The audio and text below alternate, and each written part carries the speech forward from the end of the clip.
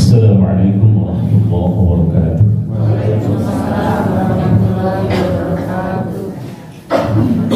Innal hamdalillah nusholli wa nusallim ala Rasulillah wa ala alihi wa sahbihi wa wala. Asyhadu an la ilaha illallah wahdahu la syarika lah wa asyhadu anna Muhammadan abduhu wa rasuluhu alladzi la nabiyya ba'dahu. Allahumma shalli wa sallim wa barik ala hadzal nabiyil karim nabiyyina Muhammad wa ala alihi wa ashabihi ajma'in wa ba'd. Para senior yang saya hormati, saya dilarang bilang sepuh. Para senior yang saya hormati, para ibu juga yang Allah muliakan, alhamdulillah pagi ini saya bisa bersilaturahim kembali di Masjid Al-Barokah. Sekiannya memang ada kegiatan, tapi pada Allah juga gak jadi. Jadi Pak Ustaz Dodo menghubungi dan alhamdulillah bisa hadir di sini. Ibu bapak yang rahmatullah Allah subhanahu wa ta'ala, pada kesempatan pagi ini saya ingin mengajak ikhwatul iman rahimahullah untuk bisa memahami dua hal antara masjid dan pasar. Kenapa ini yang saya angkat? Karena memang ini dua hal yang bisa sejalan tapi bisa kontroversial. Di satu sisi ada luar biasa di dalam, bahkan beberapa masjid itu sekarang di depannya sudah jadi pasar. Tapi di sisi lain juga pasar ini cukup mengganggu luar biasa. Jadi saya suka membina di PD Pasar Baru di sana. Jadi satu hal yang membuat para penjaga pasar itu jengkel gitu, tapi campur gembira. Kenapa? Karena hari Jumat itu waktunya sholat Jumat jam 11 itu aneh, ibu-ibu tidak marah. Halo Bu. Jadi saya harus ingatin dari sekarang ketombalannya pada Jumat. Bukan di sini ya. Masya Allah. Jadi jam 11 itu kata dia, aduh mendadak Ustaz, tetap bingung udah datang.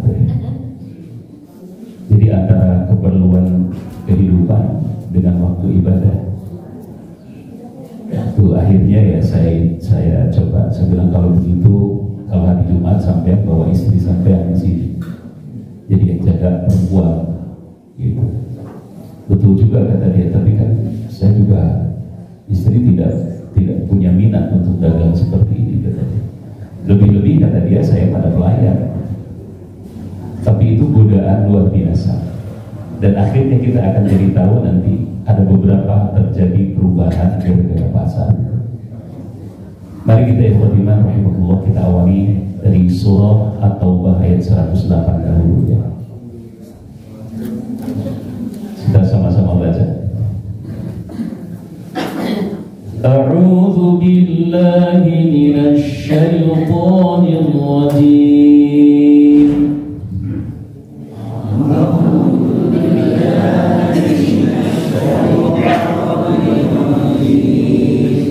Semangat ya, karena bisa jadi hari ini dari tadi belum baca Quran. Mudah-mudahan ini awal hari kita membaca Al-Quran kan.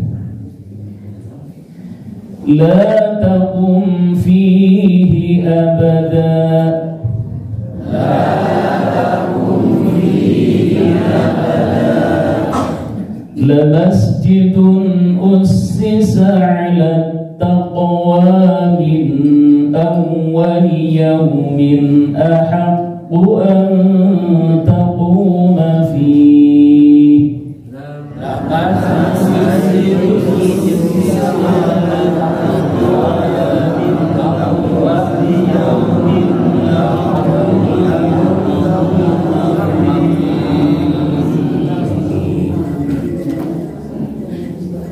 suaranya kurang baik.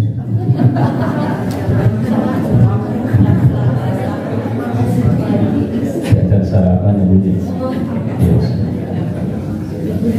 Fihi rijalun yuhibbuna an yatatahharu. Fihi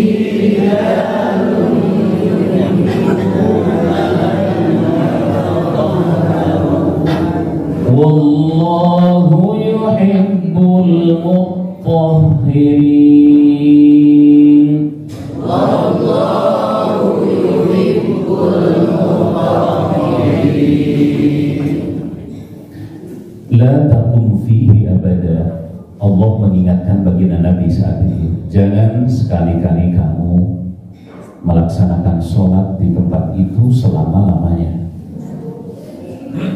Karena masjid awalnya dibangun itu diciptakan, didasari karena dasar ketakwaan. Dari sejak awal dibuat. Maksudnya Masjid Quba, ahaqqu an taquma fi masjid itu engkau lebih berhak untuk melaksanakan sholat di dalamnya. Fihi rijal yuhibbuna an yatatahharu, karena di dalam Masjid Quba itu banyak sekali orang-orang yang siap, yang suka, yang senang membersihkan dirinya. Wallahu yuhibbul mutahhirin, dan Allah suka sekali pada orang-orang yang membersihkan dirinya itu. Masjid ini cerita kaitannya dengan Masjid Quba. Ketika awal dibangun oleh baginda Nabi, yaitu saat beliau hijrah ke Madinah. Jadi ketika hijrah ke Madinah, Nabi tidak membangun Masjid Nabawi dulu, tapi yang beliau bangun adalah Masjid Quba. Di tengah kebun kurma itulah, atas petunjuk Allah melalui Quswa. Apa itu Quswa? Unta Rasulullah SAW. Karena orang berebut, kata mereka, ya Rasulullah tinggal di rumah saya, ya Rasulullah tinggal di rumah saya, berebut mereka itu. Kata Rasulullah, tidak usah ribut kalian, biarkan untaku yang memilihkan di mana aku harus tinggal. Nabi turun dari untanya dan unta itu dibiarkan berjalan, dan orang semua mengikuti sampai berhentilah di satu tempat yang sekarang itu menjadi masjid. Maka di tempat itu awalnya mereka bilang, di sini kita bangun rumah Nabi. Kata Rasul, jangan rumah dulu, masjid aja dulu. Kita beda dasar murah kurang baru masjid, rumah gelap baru masjid.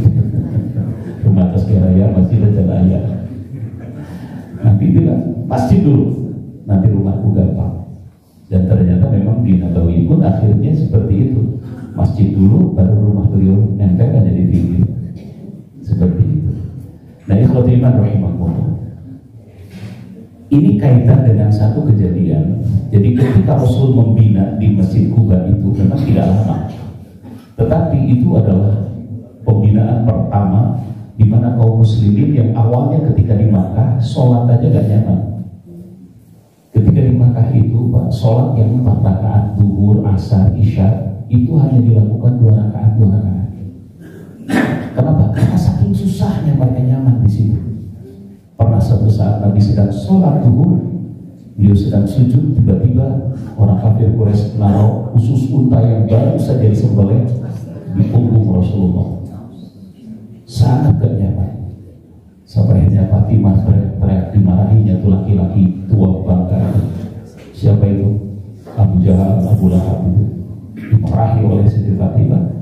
Kemudian diangkatnya satu demi satu, dan tidak ada laki-laki yang berani mengangkat itu kecuali Sayyidah Fatimah saat itu. Itu perlakuan pada Rasul, pembulian yang luar biasa. Dituduh apa? Tukang sihir, dituduh orang gila, macam-macam pada Rasulullah. Nah, ikhwatina rahimahullah. Nah, ketika pindah ke Madinah, Nabi merasakan kenyamanan yang luar biasa. Dan karena itu, maka sholat yang 4 rakaat pun menjadi 4 rakaat, zuhur, asar, isya itu dilaksanakan secara utuh saat itu. Nah, ikhwatul iman rahimahullah, sedang asyik membina umat baginda Nabi di Masjid Quba, tiba-tiba di selatan Masjid Quba itu ada orang yang membangun masjid lagi. Masjidnya tidak besar, tapi mereka suka ngumpul di situ. Terus apa? Ternyata mereka ketika ditanya, kami ini sudah tua ya Rasulullah, biarlah kami ngumpul di sini supaya dekat ke masjid. Tak iya deh, sok ribut setiap RT kayak masjid.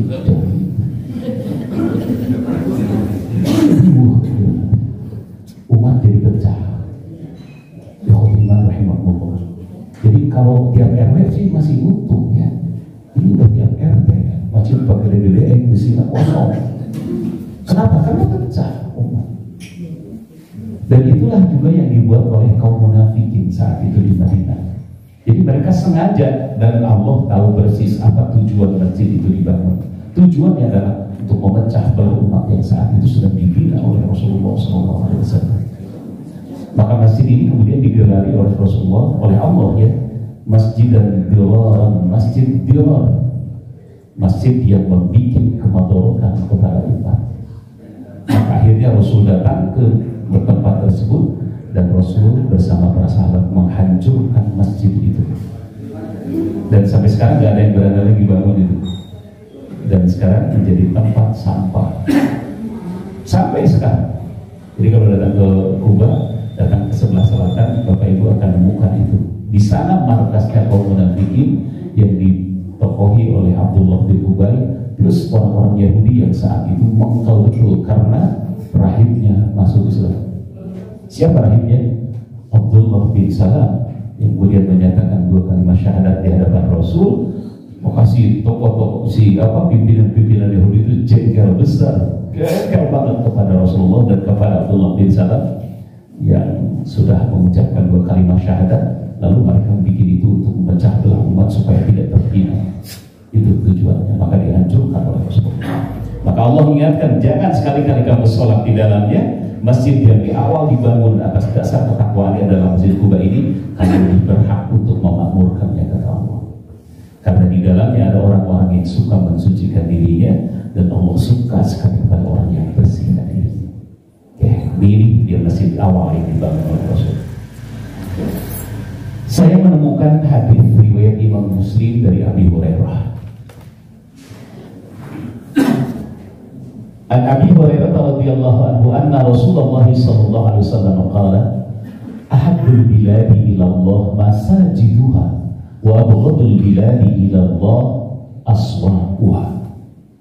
Ada hadis lain juga, inna Allah yuhibbul masajida wa la yuhibbul aswaq. Artinya baginda Nabi bersabda, ahabbul biladi ila Allah masajiduha. Tempat yang paling dicintai oleh Allah adalah masjid-masjidnya. Wa abghadul bilad, dan tempat yang paling dibenci ilallah di sisi Allah aswaquha, pasar-pasarnya. Aswaq jamak dari suq, artinya pasar, bukan buah suku. Suq artinya pasar, jamaknya aswaq. Jadi tempat yang paling dibenci oleh Allah adalah pasar-pasar. Secara hissi, artinya secara nyata, mari kita lihat beberapa hal yang terkait dengan pasar. Ya ta'ala bihadal hadis fawaid. Ini yang terkait dengan hadis ini ada beberapa faedah. Pertama, kita pahami dulu ayat yang tadi, bahwa al-masajidu buyutullah. Kenapa dicintai masjid itu? Karena masjid adalah rumah Allah. Jadi kalau saya suka nanya kepada yang mau umroh, Pak, kebetulan saya di travel umroh haji, ketika ditanya tentang Baitullah, selalu yang kepikir adalah Masjidil Haram dan Ka'bah tidak. Padahal rumah Allah itu, seluruh masjid adalah rumahnya Allah, milik Allah. Maka dari itu saya bilang, kalau saya menyebutnya, jangan putus mata rantainya untuk rumah Allah yang sangat besar itu, yang luar biasa, diawali dari rumah-rumah terdekat di dekat kita. Apa itu? Masjid-masjid kita. Hari-hari itu hayat, hari itu bibir kepeduli. Nah, itu banyak yang seperti itu. Ada orang yang bolak-balik ke Makkah, tapi masjidnya sendiri nempel dekat rumah, tidak datang. Itu sebuah kekeliruan besar. Nah, ini juga rumah Allah, dan jangan putus mata rantai ini. Nah, ikhwatu iman rahimahullah, wa anal masajid lillah, dan masjid-masjid itu adalah milik Allah. Surah Jin ayat 18. Bahwa Rasulullah SAW majtama'a qaumun fi buyutin bi buyutillahi. Nah, ini dia, tidak ada satu kaum yang berkumpul di rumah, yaitu dari antara rumah-rumah Allah. Lihat di sini juga ayat keduanya.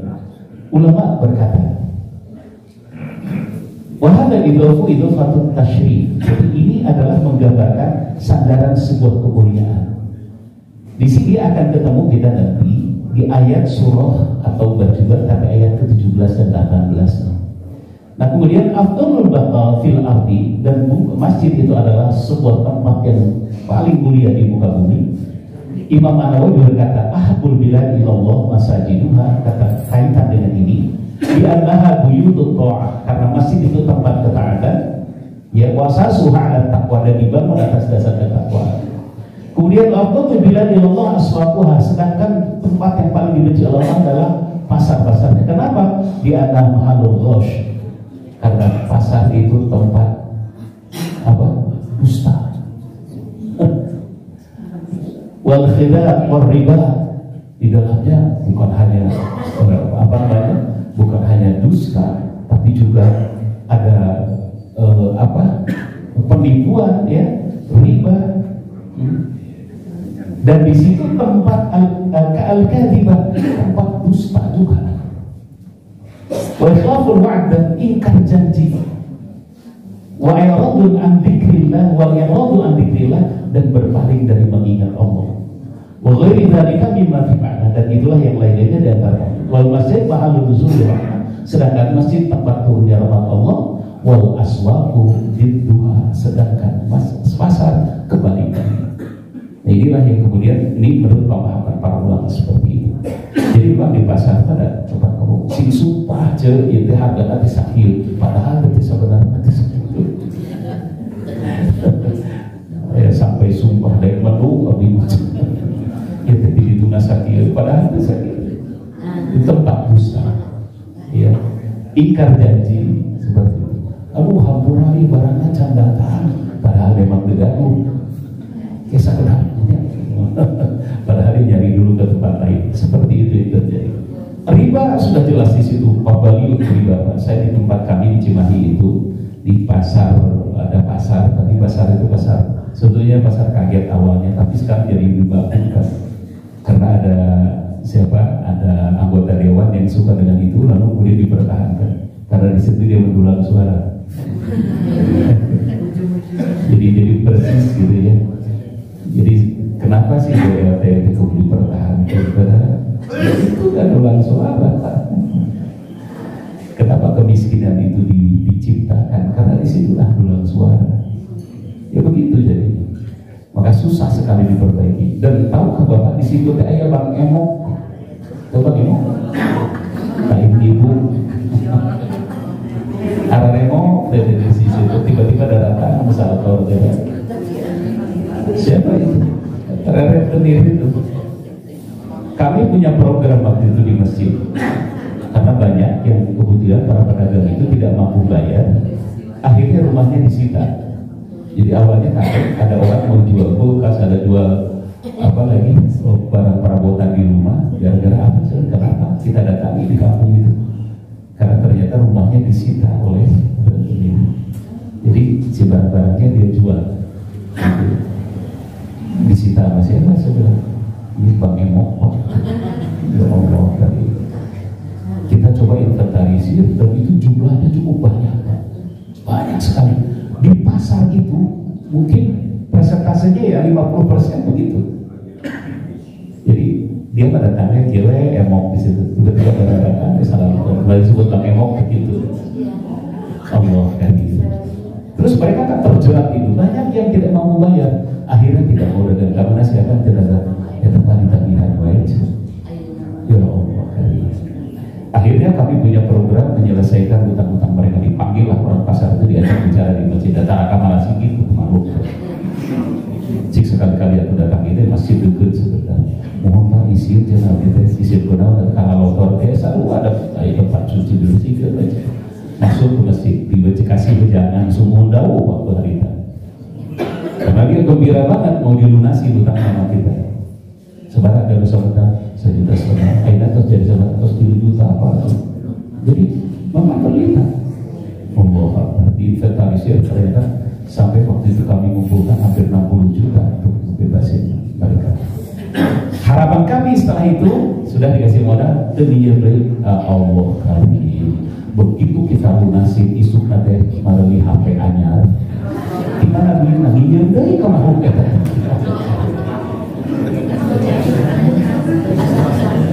HP mereka lebih bagus dan punya saya, Pak. Jadi penyakit gitu ya, jadi penyakit.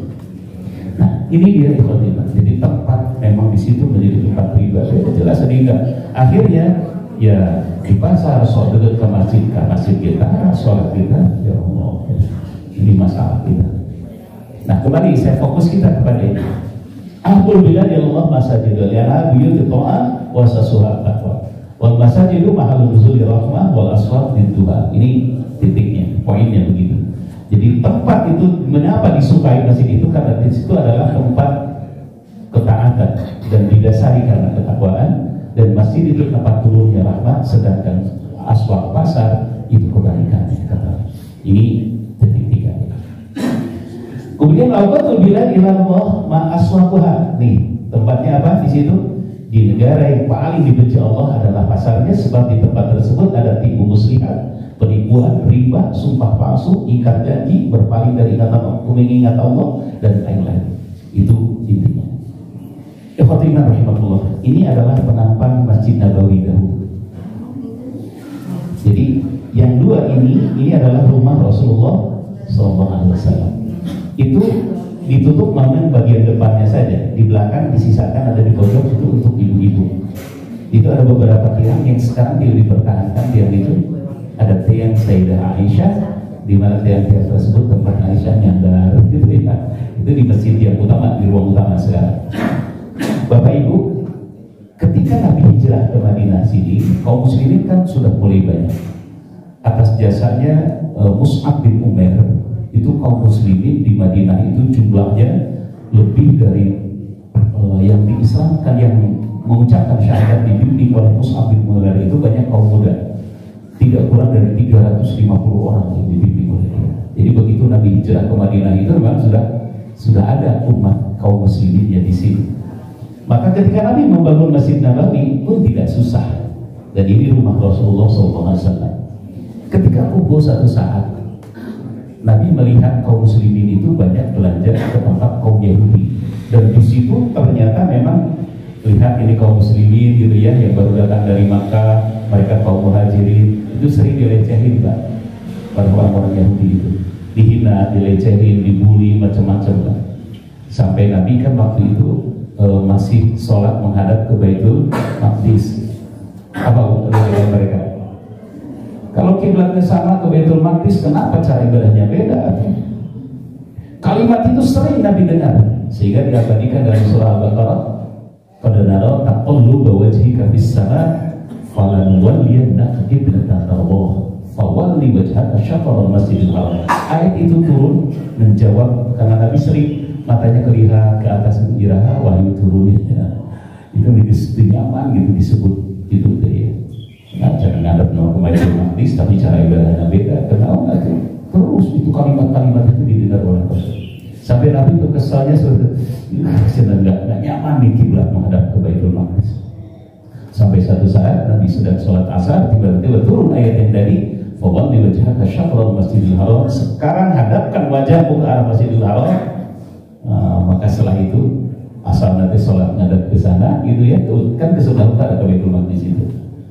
Tiba-tiba turun ayat tadi karena saking gembira Rasul berpaling di situ.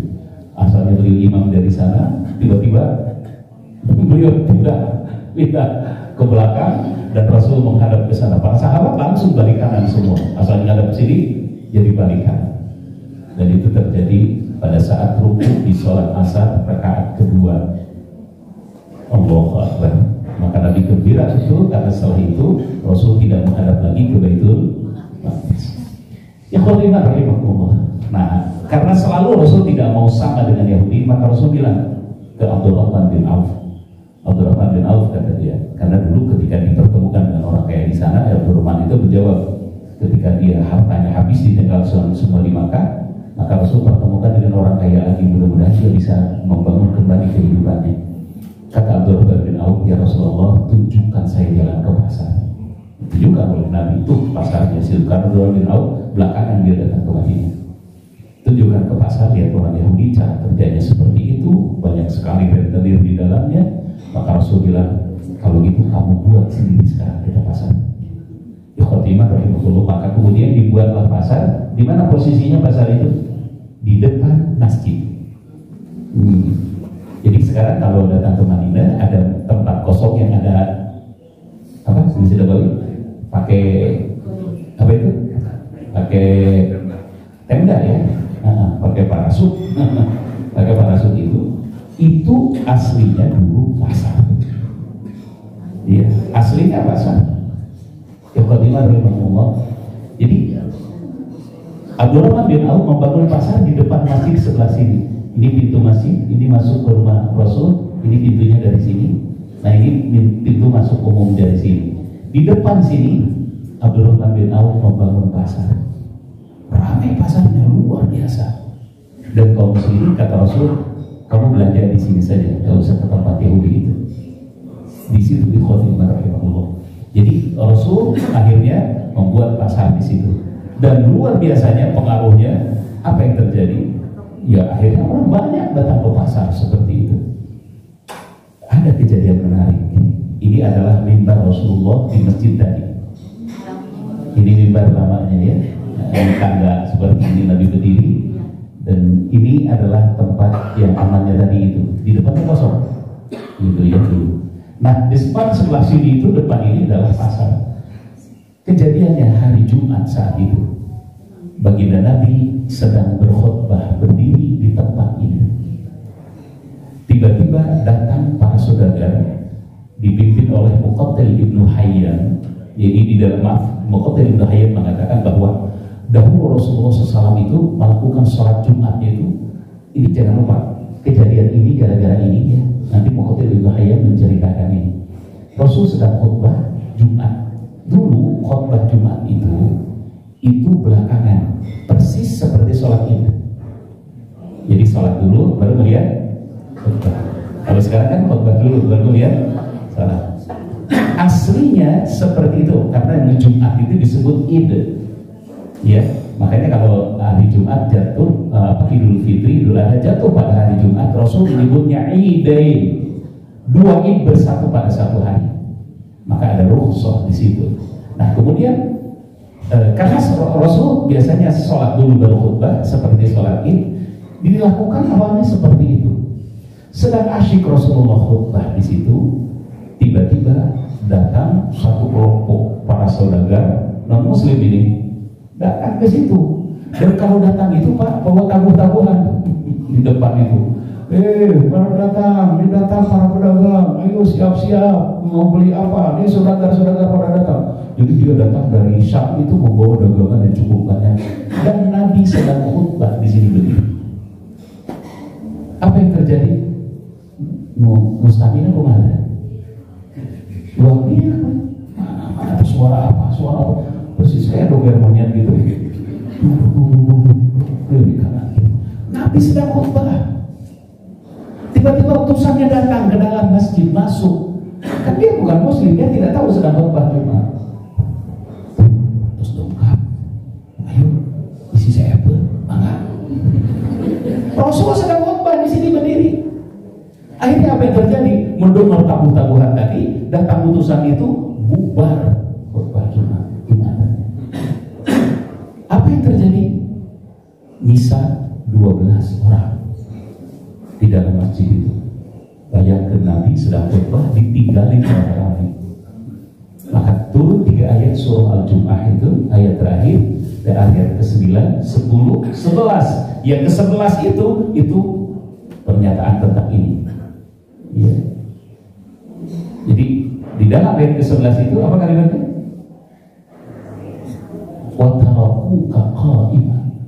Dan mereka meninggalkanmu dalam sedang berdiri sedang khutbah. Sampai kulma innallahi khairun minallahu wa minat tijarah wallahu khairur raziqin. Ayat itu turun terkait dengan kondisi itu. Ikhwan rahimahullah, bayangkan Pak RW atau Pak Ketua DKM sedang kayak begini, kayak saya dia sedang ceramah tiba-tiba nurani bubar ibu itu kadang-kadang itu. Tinggalkan saya. Kesinggung nggak tuh? Ya Allah. Akhirnya Nabi bilang, ya Allah, andai semua orang pergi meninggalkanku sendiri berdiri, maka aku akan berdoa kepada Allah semoga lembah itu menjadi lembah api, kata Rasul. Tinggal 12 orang disisakan. Ya Allah kan, yang lainnya bubar menjadi semua itu. Ya kata iman rahimahullah, gara-gara itu maka kemudian baginda Nabi merubah strateginya untuk Jumat itu sholatnya di belakangkan. Khutbah dulu baru kemudian sholat. Itu terjadi gara-gara itu tuh, gara-gara pasar. Jadi pasar itu sampai bisa merubah kondisi sholat, bayangkan ibadah jadi berubah gara-gara pasar. Jelas ya di situ ya, kenapa dibenci? Tuh, kayak gitu. Terus keduanya, apa yang terjadi lagi tentang itu? Di sini dia.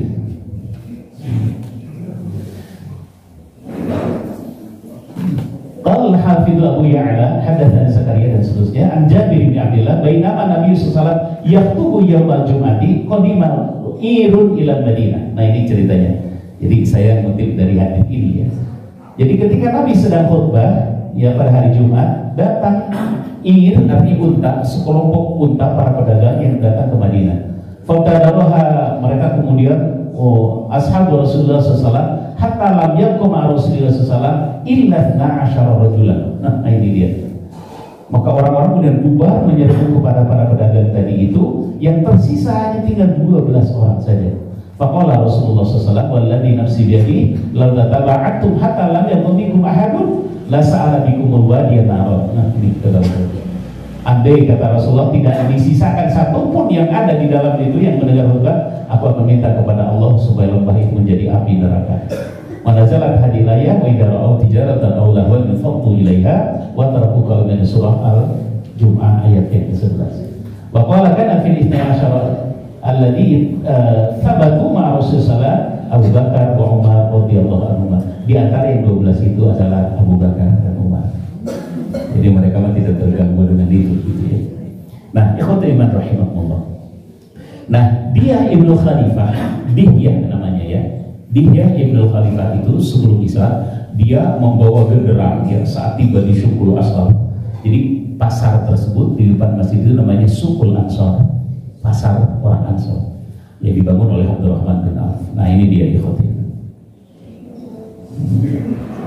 Kita lanjut. Diriwayatkan juga dari Sa'id bin Yazid, ia berkata, azan pada hari Jumat awalnya dahulu itu adalah apabila imam telah duduk di atas mimbar. Jadi memang begitu aslinya.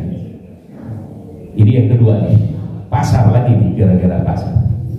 Jadi di zaman Sayyidina Utsman berubah azan menjadi 2 kali bahkan 3 kali. Di mana mereka azan? Fil Jawra, di tengah pasar. Lihat di sini ya.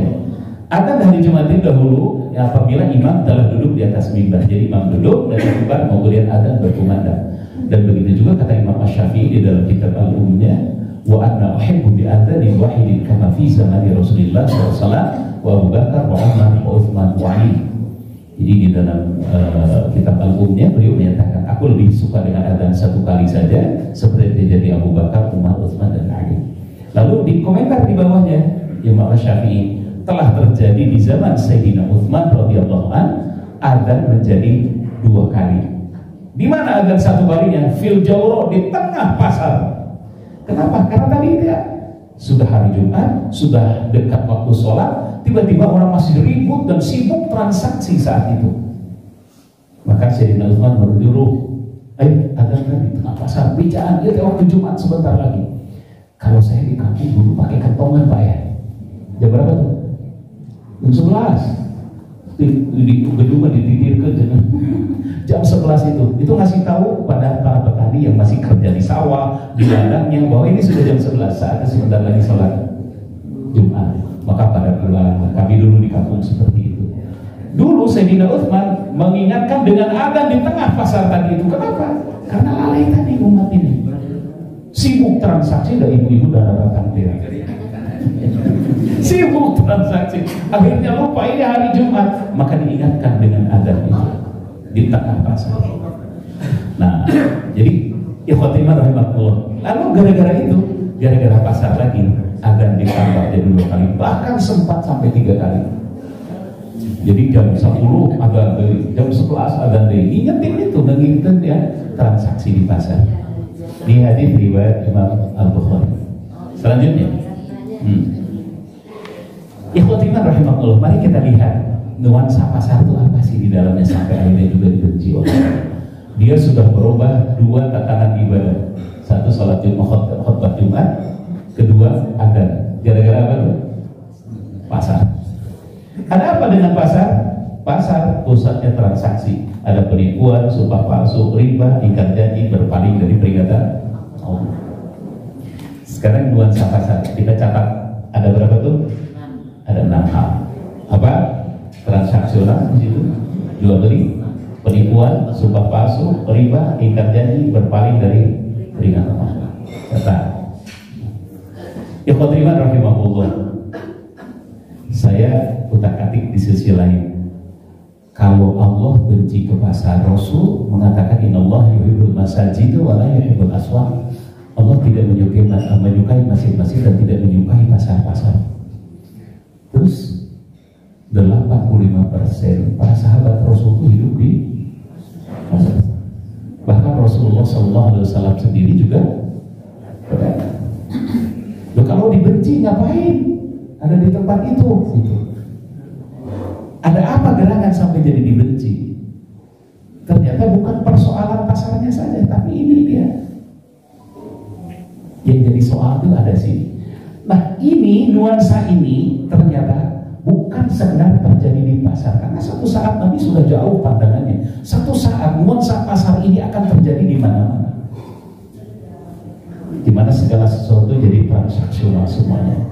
Saya ingat sejarah nuansa pasar di awalnya dipaham kapitalisme, muncul konsep ekonomi dari Inggris di abad ke-18, kemudian menyebar ke Eropa Barat dan Amerika Utara sebagai akibat dari perlawanan terhadap pemerintah dan gereja saat itu. Ini kita lihat sejarah kapitalisme. Capit itu dalam bahasa Latin apa artinya? Kepala sapi. Kepala sapi. Kenapa disebut kapitalis itu? Karena memang dia pemilik kepala sapi, dan orang saat itu diukur kekayaannya itu dengan seberapa banyak dia milik kepala sapi dan seberapa luas tanah tempat gembalaannya. Nah orang-orang ini Pak itu dulu jadi pusat, jadi tempat apa namanya pajak gitu ya. Jadi pemerintah itu menentukan pajak besar kepada mereka sehingga mereka itu tidak nyaman banget. Udah pasar udah seperti itu, di balik usaha-usaha dia, karena pajak semakin besar, pajak yang kedua dari gereja, terjadi perpuluhan di situ. Perpuluhan itu memberatkan kepada mereka. Aduh, udah mati susuk dulu dengan usaha seperti itu, tapi tiba-tiba, mohon maaf gereja kok seenaknya gitu, minta duit segala macam dengan dalih itu untuk ini untuk itu dan segala macam. Termasuk pajak itu yang memberatkan mereka saat ini. Lalu kemudian apa yang terjadi? Muncul pemikiran-pemikiran lain. Apa itu pemikirannya? Bagaimana cara dagang itu mengkiwai atau ya memang tong dibatasi atau mau gitu? Gak pajak pergi gede, coba punya tong di ke gereja berat mereka ada. Akhirnya mereka apa yang dilakukannya? Maka ikhwati iman rahimahullah, mereka pun berpikir, hari tempatnya bikin aturan di mana sih? Itu mula-mula kepikiran mereka. Tempat bikin aturan itu adanya di mana? Di parlemen. Mereka mikir, intinya jadi aturan dari buat pajak, aturan ABC itu adanya di situ.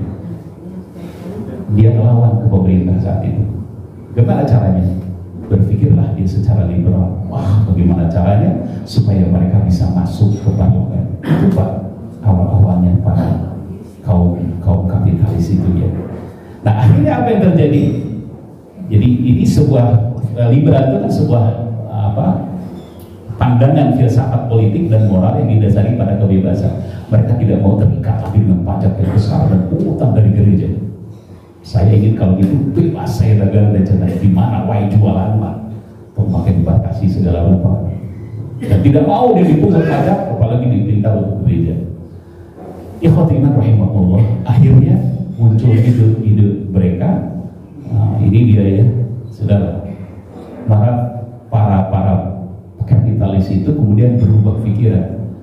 Mereka ingin menguasai parlemen. Gimana caranya? Dia kan banyak duit Pak. Maka dia mensponsori semua kegiatan supaya dia bisa tampil ke depan. Dia jual semua harga dirinya untuk bisa menduduki parlemen saat itu.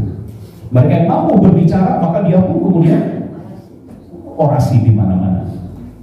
Nah, ini mah kampanye ternyata. Nah. Yang punya duit, dia beli stasiun televisi, dia beli radio, beli apa semua dibeli dia untuk memproklamirkan diri, untuk menjelaskan sama diri, untuk mengiklankan dirinya. Dikuasainya jalur-jalur perdagangan, dikuasainya jalur informasi, maka mereka lari ke situ. Mereka yang tidak mampu untuk ke sana, dia milih orang, Pak, dipilih, saya bisa dijadikan dia. Ambil si jago ngomongin, tarik, sok kamu saya dorong, kamu harus jadi di parlemen sana. Tapi kalau sudah duduk di sana jangan lupa, saya ada keinginan. Itu apa yang terjadi saat itu. Maka akhirnya apa yang terjadi? Banyak para kapitalis yang berubah menjadi politikus. Iya, ikut nggak? Karena apa? Karena dia ingin ikut ngatur negara, ingin ikut ngatur negara, mengatur pajak, ingin mengatur berbagai aturan negara. Bila tidak mungkin, ya ciptakan boneka. Itu yang terjadi. Allah Akbar. Ikhwatillah rahimahullah. Ini abad ke-18, Pak. Ini abad ke-18. Saya baca sejarahnya semua, ya Allah. Nah, terus apa yang terjadi? Maka dia ciptakan paham liberal. Maka dia perdagangan itu dibikin perdagangan bebas, sebebas-bebasnya. Tidak mau terikat lagi dengan pajak dan segala macam. Terus diaturnya lewat mana? Lewat parlemen, karena dia sudah masuk di parlemen dan dia mau bisa melihat itu. Kan tadi muncul pasar di parlemennya, diciptakan nuansa pasar di parlemen itu oleh dia. Tarik orang-orang yang bisa didorong, sok dibiayaan ke saya. Awas tapi jadi dulu pulang pokok ke saya. Itu yang kemudian terjadi saat itu.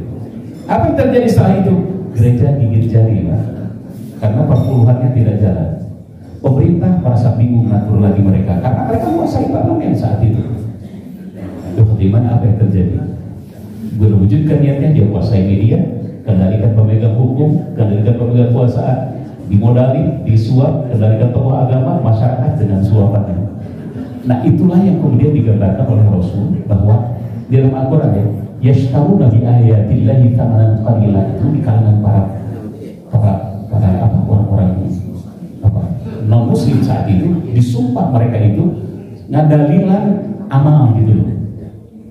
Itu dia menjual ayat Allah. Ikhwatillah rahimahullah. Kembali. Lalu ada korelasi apa antara masih pasar dan apa yang terjadi dalam kehidupan? Tadi kita kembali ke awal. Nuansa pasar seperti apa? Jadi Nabi kalau benci itu bukan ke pasarnya saja, bukan pasar tempatnya, tapi nuansa pasar itu. Bayangkan kalau semua sudah transaksional. Saya masih ingat dulu ada tokoh di negeri kita yang mencalonkan diri mau jadi presiden. Begitu dia sampaikan idenya, gagasannya di parlemen, orang parlemen bilang apa? Bagus, tapi garing. Ujung-ujungnya apa? Wanipiro. Itu terjadi pada parlemen. Dan bukan abad 18, itu mah akhirnya. Berarti sama enggak? Ya.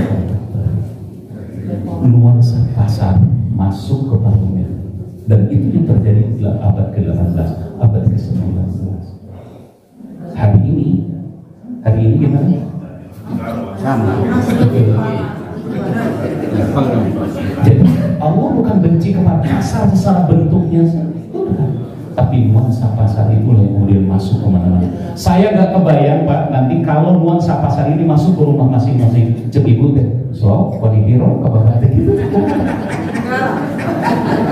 Allah, coba Bapak Ibu, Jumat deh, so wanitiro. Kalau sudah transaksional semua, tapi apakah betul sudah masuk nuansa pasar itu?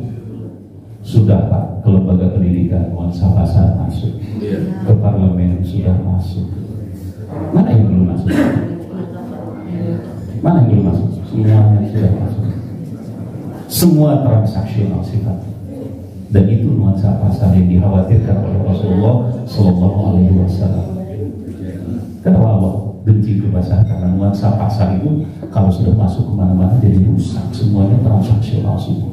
ada penipuan.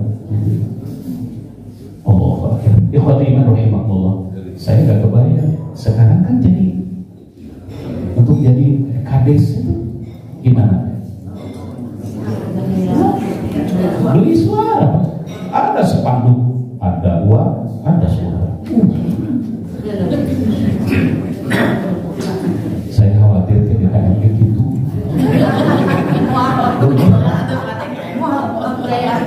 Soalnya sudah masuk ke masjid jangan-jangan ya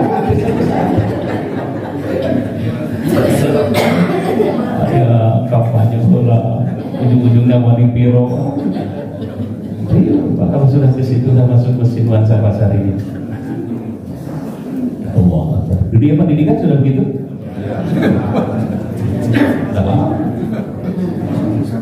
Nah inilah antara masjid dan pasar. Tapi kalau ini sudah masuk ke masjid, parah kita ini, parah. Apa sih yang tidak transaksional hari ini? Jadi nuansa pasar ini sudah meratu kemana-mana. So, ibu, sekarang ini ke dunia mubalik masuk. Mubalik datang pakai mobil BMW keren gitu. Nah kalau ibu itu kamera sabaraha. Ini sudah jadi. Kucuk-kucuk naik motor kehujanan uji susah dari masa kilo dari mana? Berarti sudah masuk transaksi ke situ. Masuk. Semua dinilai dengan dan ini yang bahaya di akhir zaman. Apa yang akan terjadi kalau sudah seperti ini? Ini dia ya. Rasulullah SAW, ini hadis riwayat Abu Hurairah ya, diriwayatkan oleh Imam Muslim. Bainama Nabi sallallahu alaihi wasallam fi majlisin yuhadditsu qauman jaa Arabiyyun. Ketika Nabi sedang duduk di masjid dengan orang-orang, tiba-tiba ada orang Arab Badui datang. Ada Badui itu bertanya, "Mata sa'ah? Kapan akan terjadi kiamat?" Famadha Rasulullah sallallahu alaihi wasallam yuhadditsu. Karena Nabi sedang memberi wajangan, ini datang-datang tiba-tiba, "Ya Muhammad, mata sa'ah? Kapan terjadi kiamat tiba?" Rasul ngobrol terus, kita sedang memberi wajangan, jadi tidak diperdulikan orang ini. Faqala ba'dul qaum, sebagian orang berkata, "Sami'a ma qala fakariha ma qala." Nabi dengar, tapi Nabi tidak suka dengan pertanyaan itu. Waqala ba'dhum bal lam yasma, sebagian orang mengatakan Nabi tidak dengar itu pertanyaan itu. Hatta idza qada hadithahu, maka tatkala Nabi sudah selesai berbicara dengan memberikan wajangan tadi itu, qala aina arahu sa'il anisa. Kata Rasul, mana jangan tadi nanya saat kiamat besar, mana? Kata Rasulullah begitu. Qala ha ana ya Rasulullah. Orang itu berkata, ana ya Rasulullah, saya Rasul. Faqala Rasul kemudian qala idza duyi'atil amanatu, apabila amanah sudah disia-siakan, fantadirisa, maka tunggulah kehancuran kiamat itu juga. Qala kaifa idu'atuha, bagaimana cara mengkhianati amanah itu? Idza usidal amru ila ghairi ahlihi fantadirisa, apabila satu urusan sudah diserahkan bukan kepada ahlinya tapi mampu membelinya, maka tunggu kehancuran, kata Rasulullah. Ini yang kita khawatirkan seperti itu. Jadi kalau sudah urusan diserahkan bukan lagi kepada ahlinya, maka tunggu kiamat itu tiba. Kiamat kecil paling tidak di situ, di negara itu, di tempat tersebut, urusan diserahkan bukan kepada ahlinya, tapi dia mampu membelinya. Nah itu yang terbuat. Tiba-tiba jago karate, udah dan 3 dan 4 dan 5, banyak duit, ayo jadi ketua DKM, banyak kerja. Semua orang-orang, ayo dorong saya jadi ketua DKM. Jadi itu.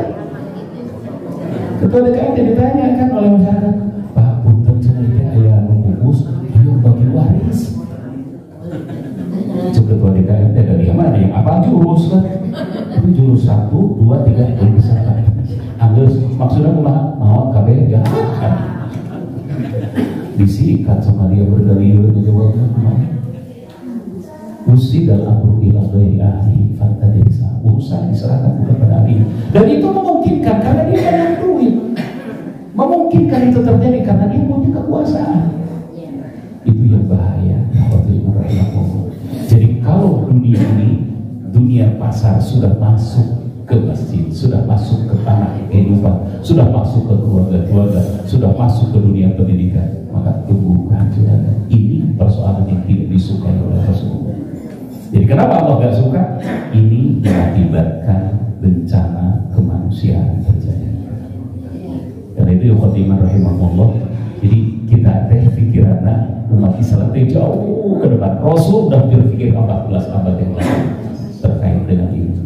Jadi seakan Nabi mengatakan suatu saat akan terjadi nuansa pasar itu masuk kemana-mana, termasuk dalam kehidupan sehari-hari kita.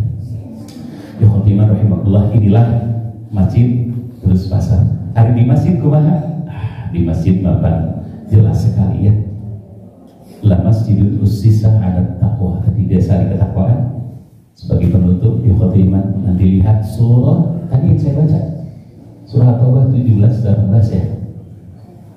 Kenapa Allah suka kepada orang-orang masjid? Nih, satu, dalamnya orang-orang yang membersihkan diri. Jadi kalau nuansa masjid ini masuk ke lingkungan masyarakat, luar biasa. Masuk ke pasar, bagus. Masuk ke rumah, indah. Masuk ke lembaga, ke parlemen, luar biasa. Nuansa masjid, ayat 18. Innama ya'muru masajidallahi man amana billah. Nih, nuansa masjid. Bedanya dengan pasar. Masjid diawali dengan amana billah, orang-orang yang beriman kepada wal yaumil akhir, iman kepada hari, wa aqamas shalah, yang mendirikan, wa ataz zakah, keluarkan zakat, wa lam yakhsha illallah, tidak ada takutnya kecuali hanya kepada wa asa ulaika an yakunu minal muhtadin. Mudah-mudahan orang sepertinya berada di atas petunjuk Allah. Khotimah rahimahullah, itulah nuansa masjid. Kenapa Allah suka dengan nuansa masjid? Karena masjid diawali iman pada Allah, iman hari akhir, mendirikan sholat, mengeluarkan zakat, dan tidak takut kecuali hanya kepada Allah. Adik itu ada menjadi pemimpin 5. Siapa yang dipimpin oleh kita? Ada di masyarakat. Amanah billah wa yaumil akhir, aqamas shalah, ata zakat, wa lam yakhsha illallah. Keren banget. Karena itu nuansa masjid. Allahu Akbar. Kalau dipilih oleh kita orang-orang yang seperti itu, maka insya Allah nikmat. Itu ikhwatiman rahimahullah. Saya kira itu sajalah ya. Nah, maka dari itu kenapa kita semangat sekali mendorong ahli masjid ini untuk ada di parlemen atau orang masjid gitu ya. Orang yang 5 ciri besok ada di parlemen atau ada di kekuasaan, lingkar kekuasaan, insya Allah berada di atas petunjuk. Kita sudah lama dipimpin oleh orang yang boleh pilih dari sekian yang ada, yang ibadahnya benar lama. Kita sudah lama dipimpin terus. Jangan-jangan memimpin orang cebok gitu bisa tuh. Kita saya khawatir ya. Dari sekian yang ada yang mampu jadi imam berapa persen? Saatnya sekarang di situ kita milih yang bisa sholat, bisa imam atau pandu itu suratnya. Karena nuansa masjid dapat begitu. Moga-moga ya. Amin. Ya, sekian yang Fatimah rahimahullah, mohon maaf bila ada hal yang meninggalkan perasaan. Tapi inilah nuansa masjid, itu nuansa pasar. Aqul qouli hadza wa astaghfirullahaladzim li wa lakum, billahi taufiq wal hidayah wal inayah, wallahu muwaffiq lil qawmil thoriq. Assalamualaikum warahmatullahi wabarakatuh.